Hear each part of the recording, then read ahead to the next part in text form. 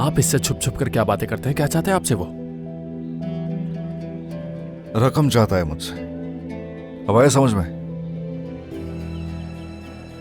बाबा का पार्टनर था ये।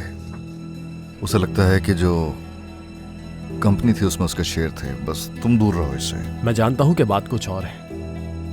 ये वो बात नहीं जो आप मुझसे छुपाते आए हैं। अली, बात ये है, देखो ये बहुत ही खतरनाक है। आइंदा मैं नहीं चाहता तुम इसके बारे में बात करो, ओके? अगर आप मुझसे यही चाहते हैं कि मैं इससे बात ना करूं, तो मुझे वो बात बताएं जो ये आदमी जानता है, वरना मैं खुद जाकर इस आदमी से पूछ लूंगा, और उसके और अम्मी के बारे में भी। तुम्हें क्या हो गया अली? तुम ये बातें करोगे उससे जाके?